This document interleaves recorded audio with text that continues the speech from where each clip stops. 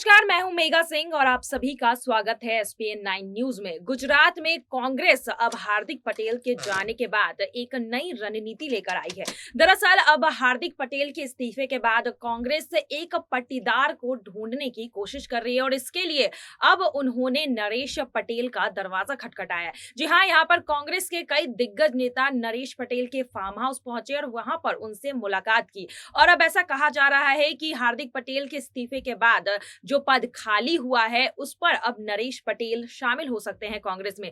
अब देखने वाली बात यह होगी कि क्या हार्दिक पटेल के जाने के बाद कांग्रेस में शामिल होते हैं नरेश पटेल, क्योंकि नरेश पटेल को लेकर जो है काफी सारी खबरें कई दिनों से आ रही है। हार्दिक पटेल ने भी इस पर अपनी प्रतिक्रिया दी थी कि नरेश पटेल को लेकर कांग्रेस इतना टाल मटोल कर रही है लेकिन पार्टी में उन्हें शामिल नहीं कर रही है। और अब जिस तरह से कांग्रेस के कई दिग्गज नेता हार्दिक पटेल के जाने के बाद नरेश पटेल के घर के चक्कर काट रहे हैं, ऐसे में कहा जा सकता है कि जल्द ही नरेश पटेल जो है पार्टी में शामिल हो सकते हैं। वहीं आपको बता दें कि गुजरात में इलेक्शन के अब महज 6 ही महीने बाकी रह गए हैं और ऐसे में कांग्रेस अब एक पट्टीदार नेता की तलाश कर रही है।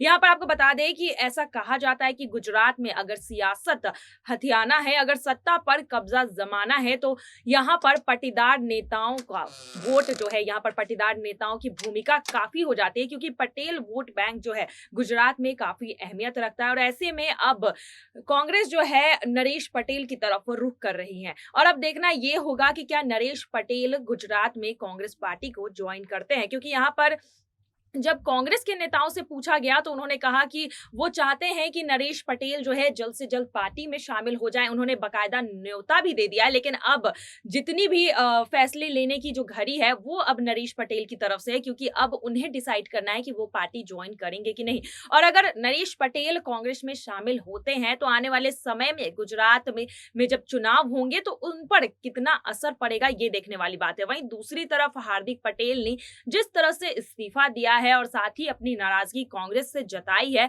उस पर भी अब कांग्रेस जो है काम करने की कोशिश कर रही है। यहाँ पर हार्दिक पटेल का भी यही कहना था कि कांग्रेस कमेटी जो है कुछ भी काम गुजरात में नहीं कर रही है और यहाँ पर गुजरात के लोगों के लिए कांग्रेस पार्टी नहीं सोच रही है।